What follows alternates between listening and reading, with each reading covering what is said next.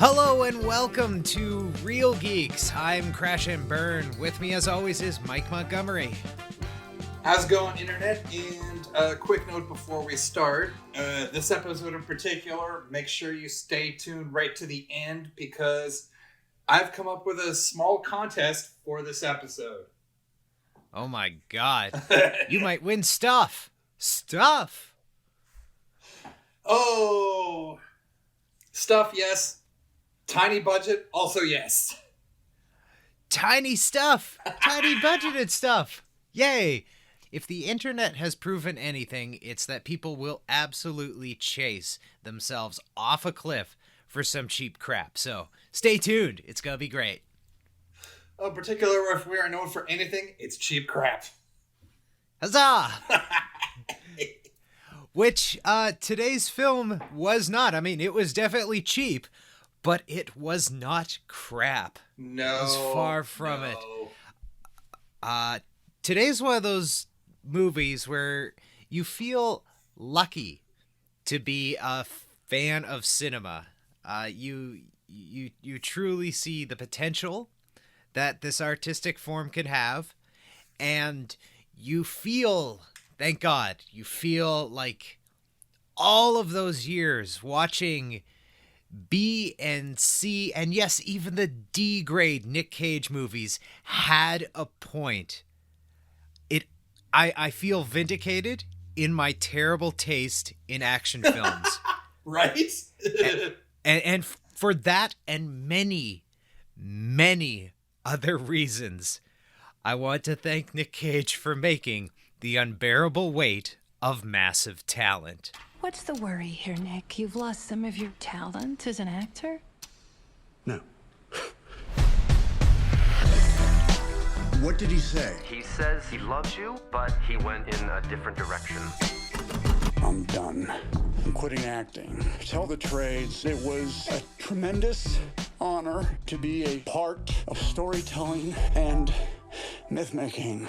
Ah, fuck, man, I'm driving through the hills. I'm sorry. One more time. We got another offer. It's $1 million. It's to attend a wealthy gentleman's birthday party. I would never do that. It's the easiest gig ever. You play yourself.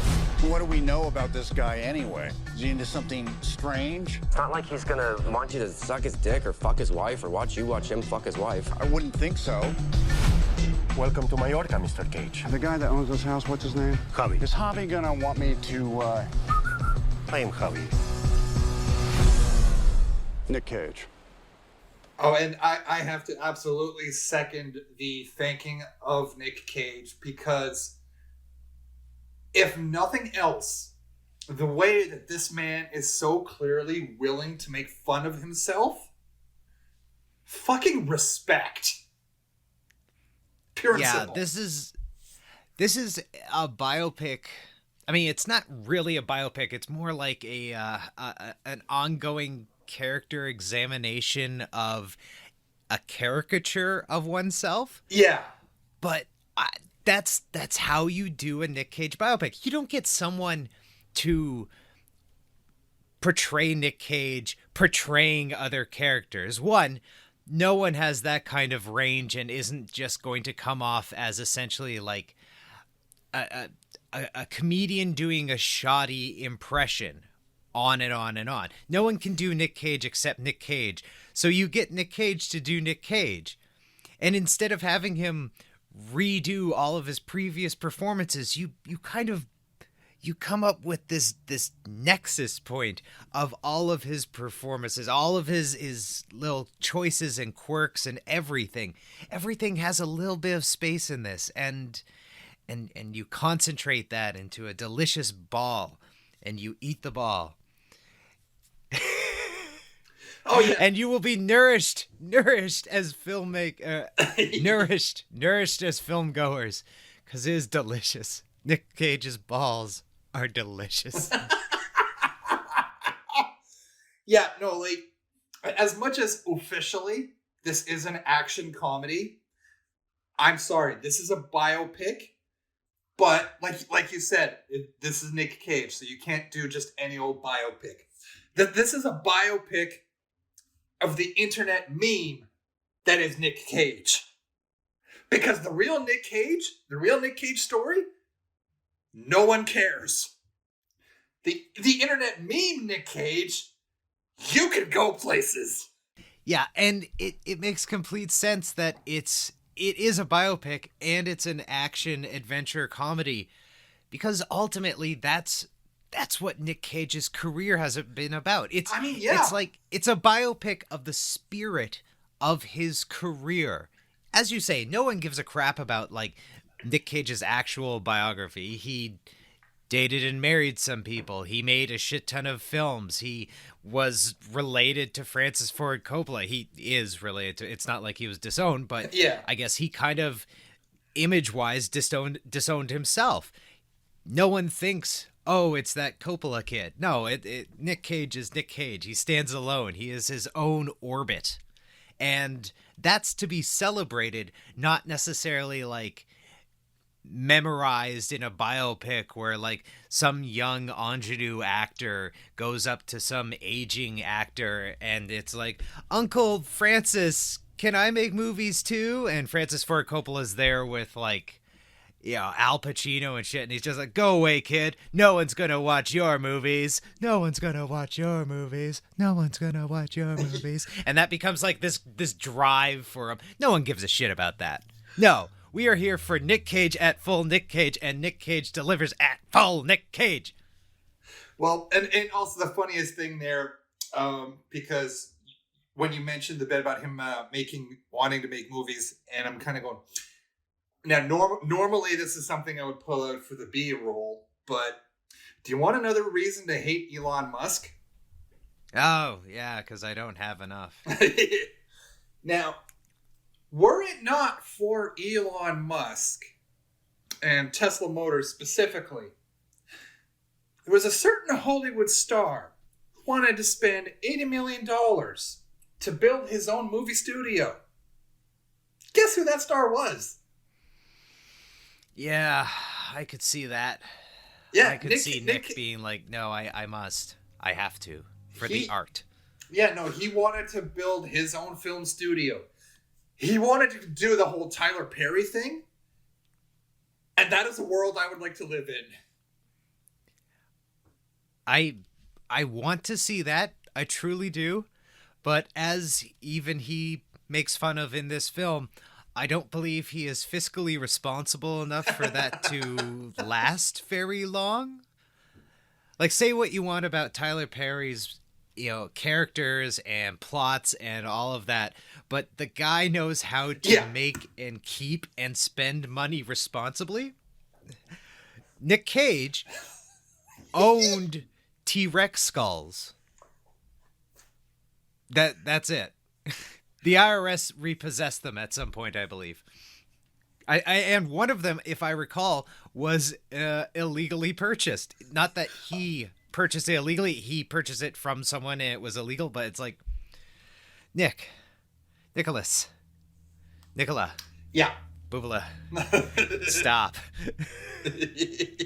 And it was lovely to see him make fun of himself. I mean, so this film is so good. It's not necessarily complicated. It's not necessarily brave because it's Nick Cage. Nick Cage just is this hardcore and intense and awesome. It's not innovative necessarily, but it's so well done.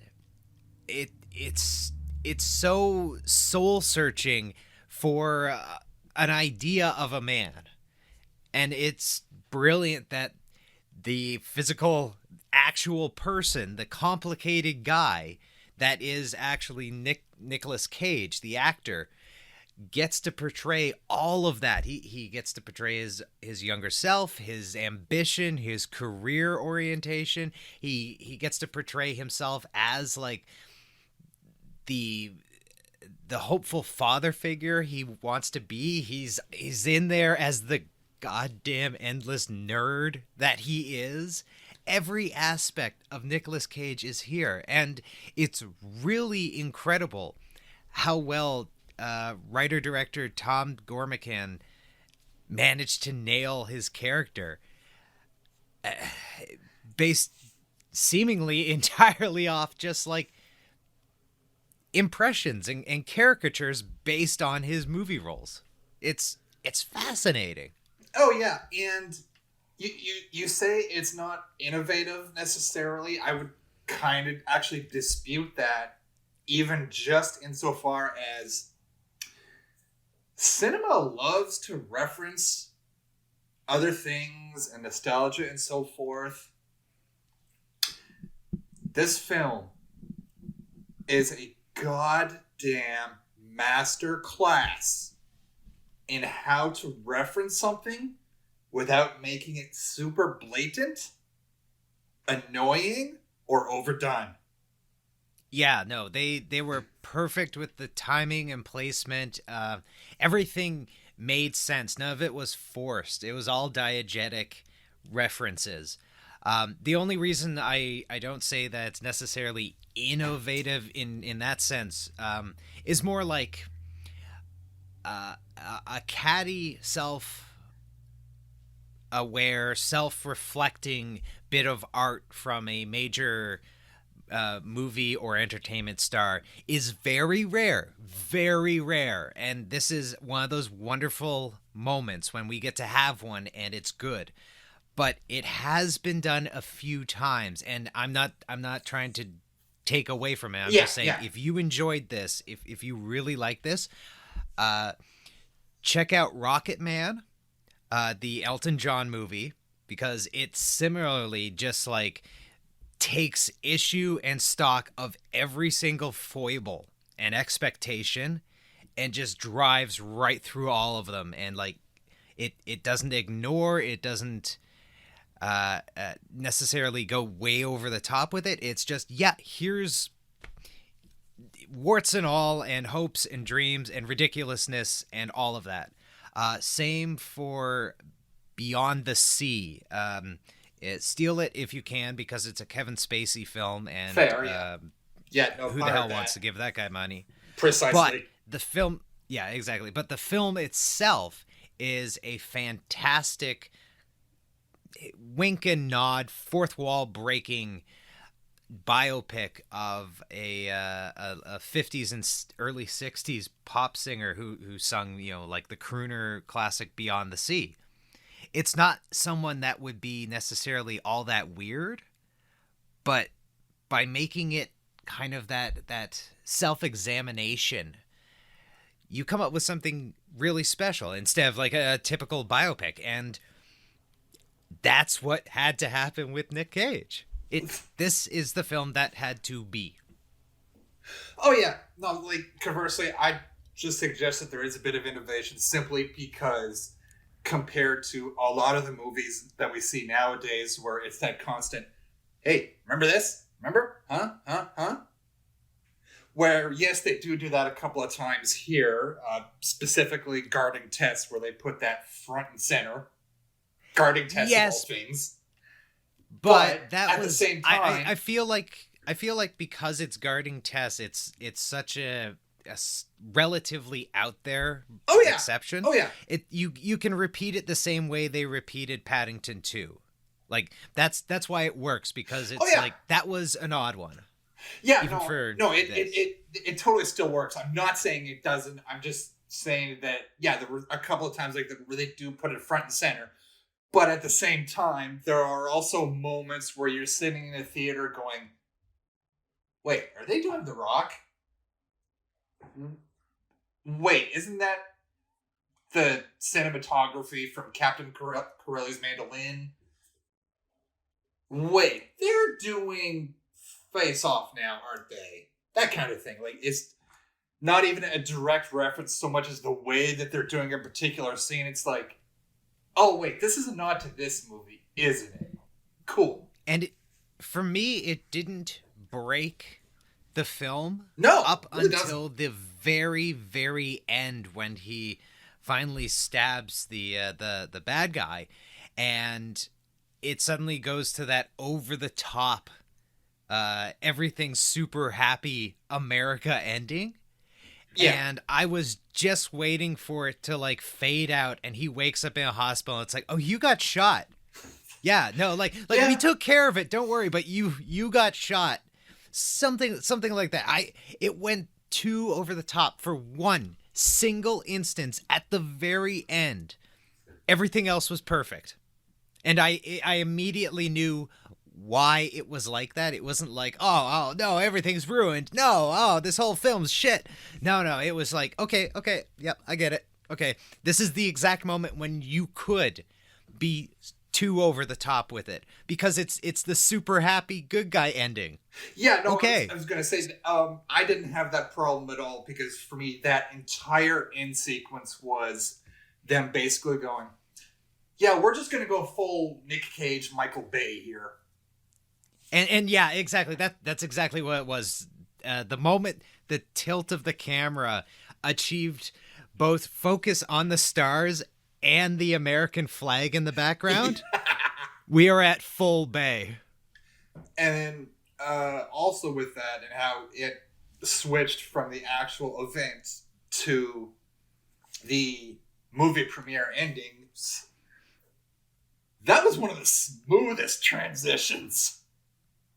That was, yeah, smooth, and yet, like, you can feel it coming. It's like, okay, it's gonna go to him in theaters, and it's a success, and it's like, yeah, okay.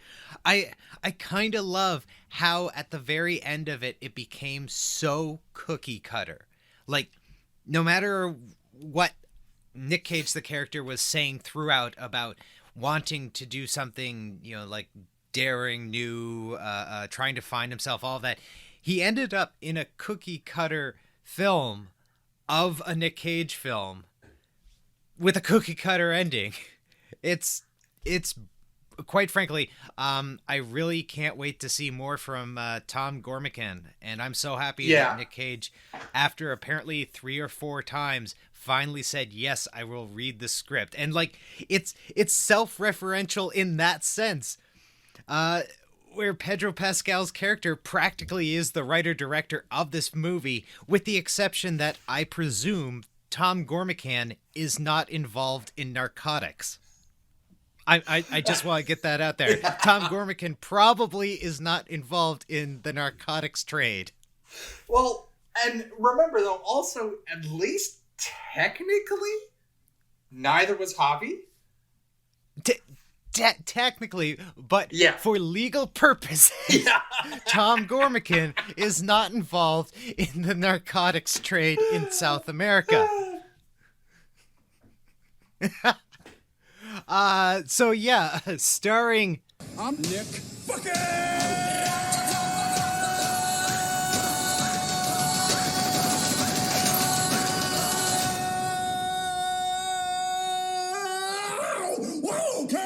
Pedro Pascal, Sharon Horgan, Tiffany Haddish, Ike Barinholtz, Alessandra Mastronardi, Jacob Scipio, and in yet another delightful cameo, and quite frankly, this man's entire career should just be cameos. He's so wonderful in them. Neil Patrick Harris as Nick's agent, and I was only slightly perturbed that Neil Patrick Harris is playing a part and was not Neil Patrick Harris. I just wanted them to be, it's Nick Cage hanging out with Neil Patrick Harris at Neil Patrick Harris's sadomasochistic spa. Oh my God, the spa. Yeah. Well, you know what? That's one of those things where you could probably very easily headcanon it so that that's actually what it was, because frankly, Neil Patrick Harris is basically doing here what he did in The Matrix. Like, okay, yes, therapist versus agent, sure, but let's be honest, agents are probably therapists to half their Hollywood clients anyway. So you could make the case that he is just playing Neil Patrick Harris, because I didn't feel like he was doing anything different, but he's so good at it. You can definitely roll with it. They name him Richard Fink, which is like, You can definitely headcanon him and just have him like be concerned about his friend's career. I'm surprised they didn't do that. Then again, they also had Demi Moore appear as Olivia Cage instead of like Demi Moore, which okay. And then David Gordon Green appeared as himself. I'm complaining about nonsense because this film is so good, good, and aware of its own absurd geekery. Pedro Pascal alone. I was actually listening to the start of the Double Toasted review for this just before we started recording, and they were talking about how he might be the actual best actor in the movie because he's the one essentially who has to transform the most. And we all know him from things right now like The Mandalorian, and yeah, that's one hell of a transformation. It's definitely one hell of a transformation, but I love how much closer it seemed to be to Pedro Pascal's actual personality. From what I understand, he is a delightful fellow. I've never heard anything bad about him, and I've only ever heard that like he's the most responsible party animal on earth. He will go whole hog within control. It's amazing. And like at some point he did shrooms publicly. He just seems like a fun guy who enjoys the fact that he is ludicrously famous at this point. Oh yeah, totally. And, like, he's the guy that I think if a scandal involving Pedro Pascal ever actually broke out, like if that ever happened, there would be fandom rioting in support of Pedro Pascal. Like no matter what actually happened, everybody would be coming out in support of him. He's just too nice. Exactly. It couldn't have been his fault. It must be you. You're the asshole. Like he, in some ways, he's almost like the new generation Tom Hanks. Yeah. Yes, he very much is, and that's what is needed to take focus away from someone like Nick Cage. Like, it can be difficult. If you watch some of his lesser films, it really feels like your time is being wasted and the film is literally suffering when he is not on screen, because oftentimes no one is able to match his intensity and everything just feels flat. You have to have a very special movie and a very special cast to work with Nick Cage. Absolutely. And not, and get like a great Nick Cage film and not a Nick Cage film. Yeah, no, a lot of this really is carried by the chemistry between Nick Cage and Pedro Pascal. Which seemed very legitimate. Oh yeah, no, totally honest, you know? And I, like, both of them are well-known, just nice guys, so... Yeah. Are we surprised? Two professional actors can get along together? What? Like, to be perfectly honest, now, I know that there's supposed to be another Lethal Weapon movie coming up. Oh, but, yeah, that'd be nice. Yeah, like, could we just take that script and instead of embarrassing us with a film with two lead actors who are clearly way too old to be doing it, because... Also, one's an asshole. And then there's that. And I've seen Danny Glover in recent movies, and I'm sorry, that man is too old for another Lethal Weapon. He does not have to act to be too old for this shit. It's very literal at this point. Now, with that said, just take the Lethal Weapon name off that script, change the character names, give it to Nicholas Cage and Pedro Pascal. Let them do it. Oh, yeah, I could see that. Yeah, I want I that. truly hope. Yeah, I truly hope that they work together many, many, many more times in the future. They were a natural pairing. It was fantastic. Like, when they get high and they go and watch Paddington 2, that was the realest shit I have ever seen on cinema.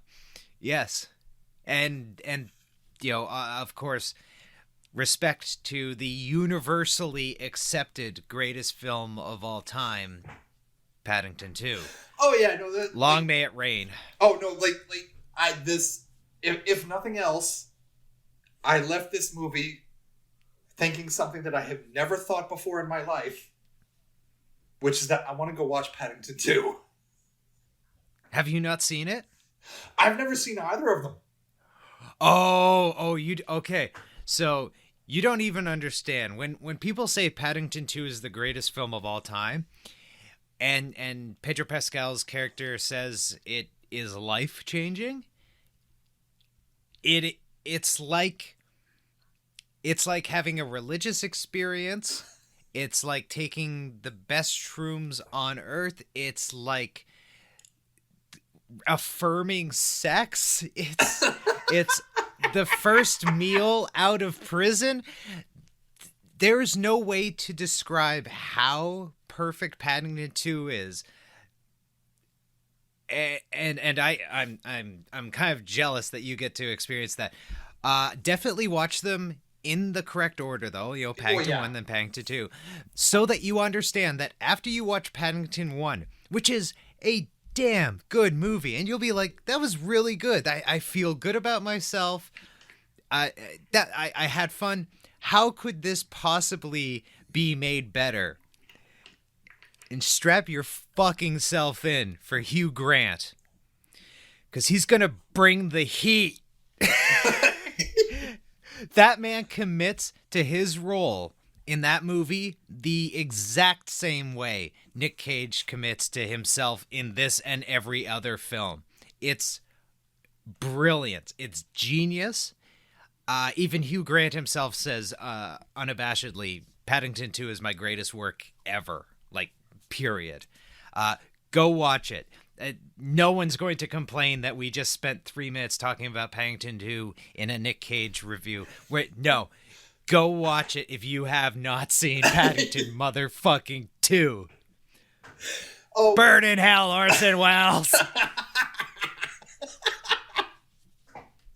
Now the hilarious thing, and a little bit of personal trivia that will probably also discredit me a little further here.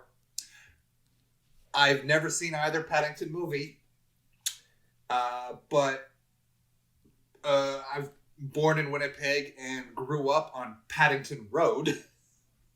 I don't know how that happened. Like with that alone, I feel like I should have been required to watch both movies, Yeah, surely it should have been forced on you at a young age. But no. No. Also with this, and to go back to my theoretical buddy cop movie for a second, I want Sharon Horgan as the police captain. She was quite good. Quite good. Yeah, if nothing else, she is very good at just being sick of Nicolas Cage's shit. And it's a special kind of energy you have to have for that to be believable. Because for most people, no, you're not. Don't lie to me. Yeah. Don't fucking look in my eye and lie to me. No, you're not. You want more of this. But she was able to actually pull it off. It's fantastic. I completely bought her character. And again, it's one of those things of that can be difficult to do around Nick Cage because you have to gauge yourself. And when you're playing directly off him, that must be so difficult. Yeah, like how do you stay calm with a scene partner going this insane? And yet here we are. Right? It's almost every single Nick Cage film is practically a comedy in the sense of it's the same approach. Everyone else around him is a straight man. And he's the Mr. Bean, the Magoo, the what have you, Yeah. the comedic character.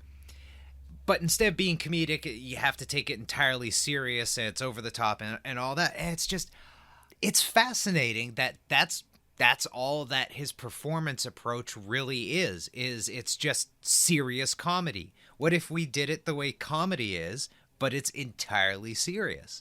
And it works, and it doesn't, and it ebb and flows just like comedy. Geez, that's really I just never thought of it that way before. So now my mind is melting a little bit. Which is pretty much a prerequisite for the aftermath of a Nick Cage movie. Yeah. This is a delightful, absurd film. And you walk away feeling like you had a good, fun time. And as I said, are vindicated in having spent way too many afternoons renting Nick Cage films in the 90s. Like, way too many. How many times have I seen Con Air? Fuck. I swear I ran out of VHS once. I ran it out. A rental VHS. I was the one who killed it. It died in my hands. And also, to discredit myself even further, Aha! I've never seen all of Con Air. I don't know how this happened. So I assume you saw it on, TV at some point? It's I've seen the trailer or just clips, bits and pieces. But I have somehow never sat down and watched the entire movie. I mean, The Rock I've seen 50 times. Okay, good, because otherwise we were going to have to cancel this entire show. Yeah. Well, shit, then you got homework. Have you seen Face Off? Please tell me you've seen Face Off. It's kind of in the same category as Con Air. You have to. Okay, these are two Nick Cage films that you have to watch back to back because they come from roughly the same era, and the intensity in both. He's the villain in one and the hero in another, and you get your full dose of Cage. It's your vitamin C. Oh yeah, it was one of those things where, just watching a movie, I would see bits and pieces of, okay, well, that's from this movie, and then I'm going, oh, wait. How have I not? Honestly, how did you make it through the 90s and not have someone sit you down and show you Con Air? Because it's wicked awesome! Well, I think most of it was that I'm pretty sure I didn't have cable for at least half the 90s. Oh, sweet God. I know. No, you'd almost swear that it was a complete roll of the dice as to whether or not my parents would feel that we could afford cable. It was we would have it for 6 months. And then, no, but we can't afford cable. We got to turn it off. 8 months later, okay, we got cable again. And then it went away. Oh, my God. Just every now and then, feel like it. Who watches cable? There's nothing on cable. Meanwhile, I was practically raised by Much Music and bad 90s action films. I spent a bizarre amount of time being sat down by a now former, I believe, Olympic soccer player and having to watch a shit ton of Nick Cage films.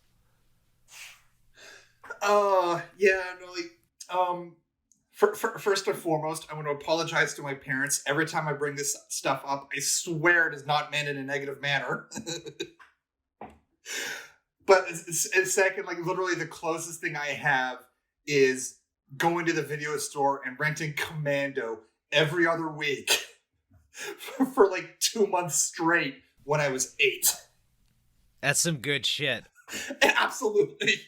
I did that with the Back to the Future trilogy for about a year.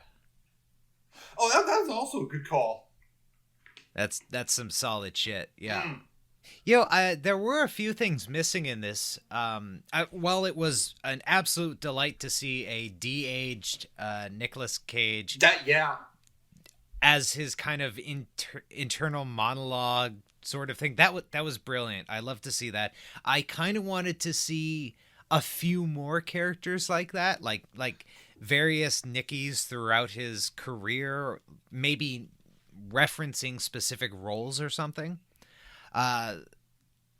So like I felt like there was a little potential to grow there. I love this film. It was fantastic.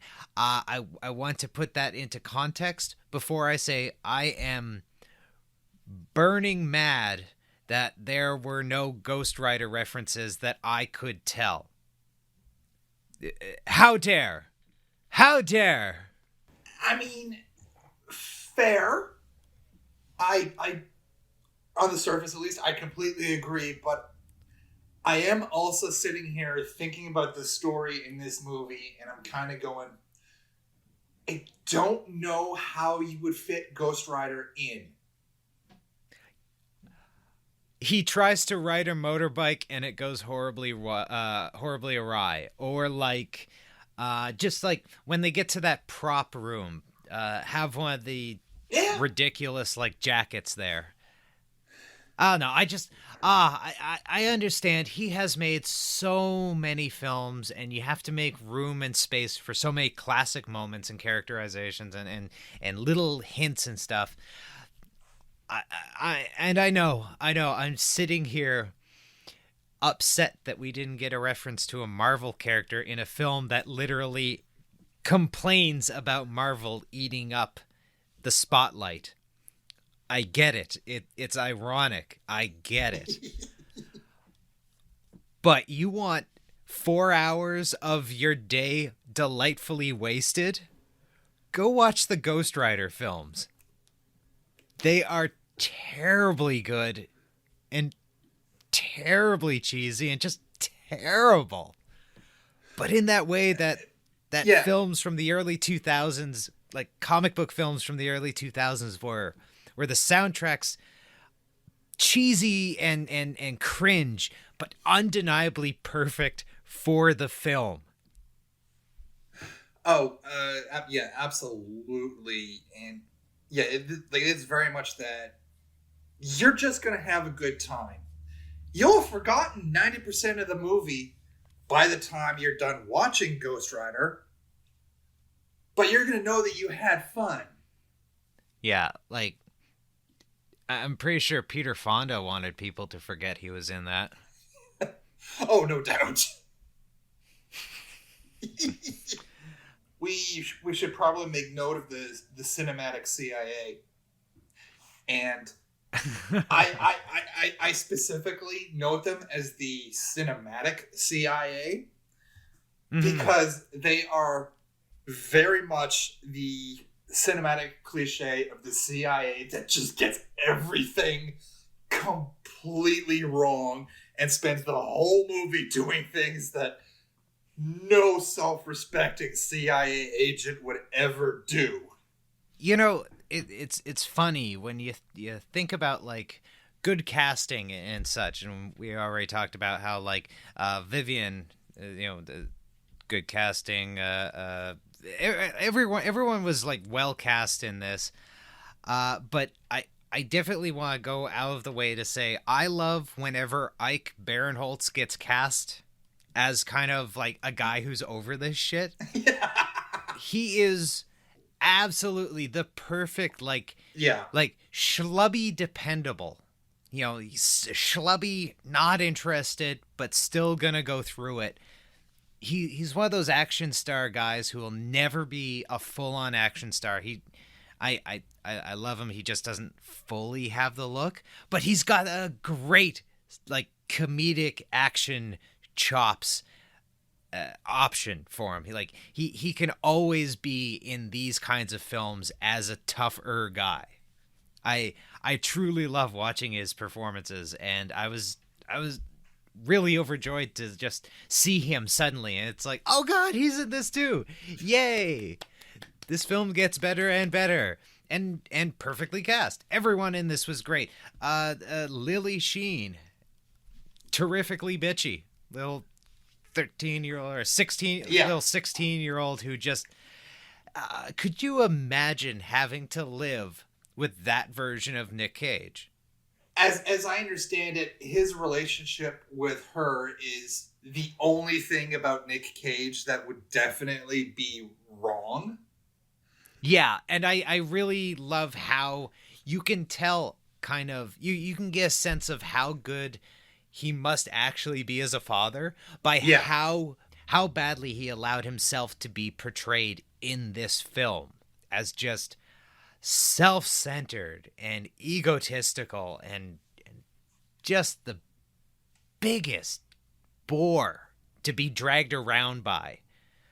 It's fantastic to, like, again, everyone's acting is on spot, but his choice and commitment to this version, everyone knows Nick Cage is a brilliant, brave actor, but holy crap, he proved it. Yeah, and like I said, like, even just the simple, anyone who's willing to make fun of themselves like this, I will completely support just for that. But he's embracing it to such an incredible degree that, I'm sorry, the fact that this is not doing well at the box office is just heartbreaking. It doesn't surprise me, though. It's a relatively indie picture. It's another Nick Cage film, like, as he also addresses in the film, he doesn't leave anyone wanting. You never are like, where'd Nick Cage go? There's always plenty of Nick Cage. Yeah. And so having another Nick Cage film be in theaters or soon on streaming is just like, okay, cool, awesome. That it happens to be a worthwhile film is entirely unrelated to that, and I think when this hits streaming, it's going to go stupid insane. Oh, more than likely. I just can't help but think about how people complain about how there's nothing, Hollywood doesn't make anything new or original, everything's a franchise, yada, yada, yada. And then when things like this or Everything Everywhere All at Once come out, and then people, it's like, here's the exact movie you wanted, but they don't really go out to support it. It's like, this is the problem. Yeah, but I could see people not necessarily coming out in droves for this even a couple of years ago. There is an interest in spectacle. It's true. People want that more overall. But it's still a relatively small picture. Yeah. With a relatively viral and small marketing focus. If this had the marketing campaign, of a big budget film, like a big budget Nicolas Cage film, that is, to put it into perfect context, I think that it absolutely could have drawn people back into the theaters. It's just, it wasn't advertised that way. It was advertised kind of in a manner of a self-referential streaming film. Like, there's a reason that this will do amazing on streaming. It's because that's where people want to relax and watch this kind of film. They don't necessarily want to go to a theater to see this kind of stuff anymore. And it's not that, like, it's only comic book films that are like sucking that up. They mostly are. But quite frankly, I just don't feel like even in a normal atmosphere, this would have made much of a box office. Because it's simply not how audiences act regardless. True, and I think you'd also want to add to that the fact that I think the studio may have been relying on... Like, this had a large amount of buzz off the festival circuit.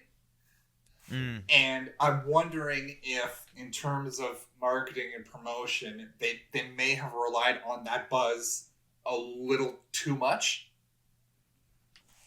They should have absolutely invested in a little more promotion, like direct promotion of the film itself. Yeah. Like, you look at, as I mentioned, Everything Everywhere All at Once, which didn't have a whole lot behind it when it first came out either.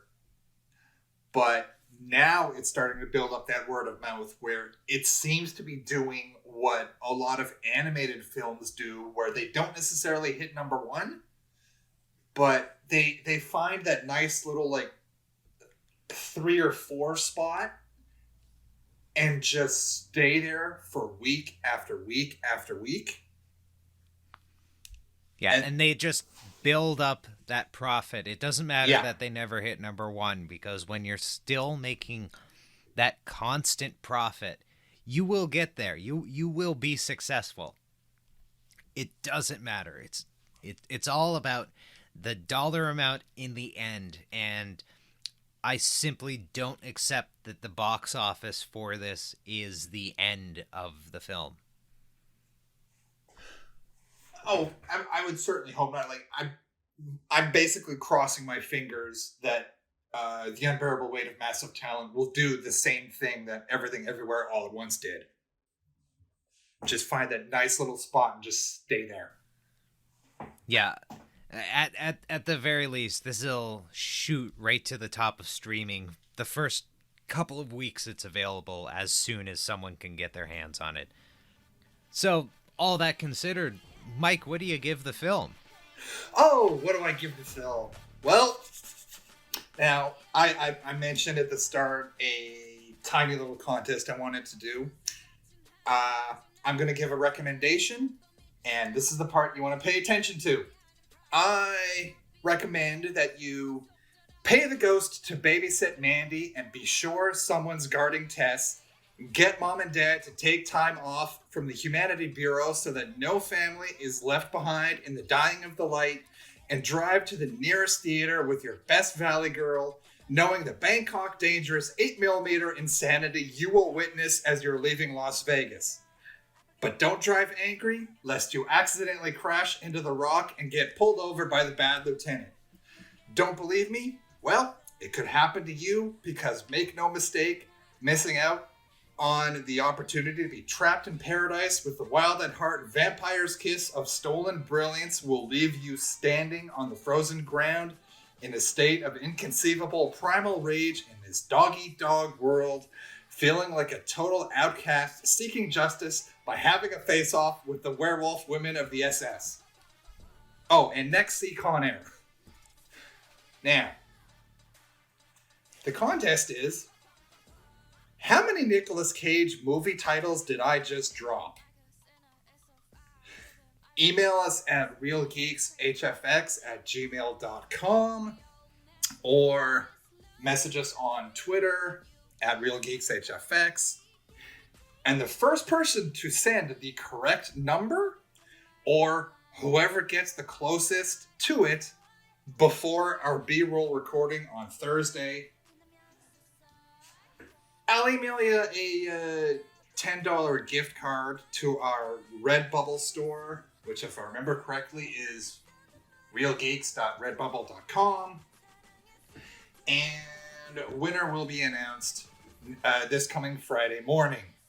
Well, damn, that sounds pretty damn cool.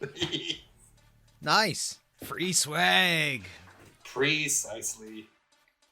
Contact us, email in, send us your guess, and maybe you can have some free shit.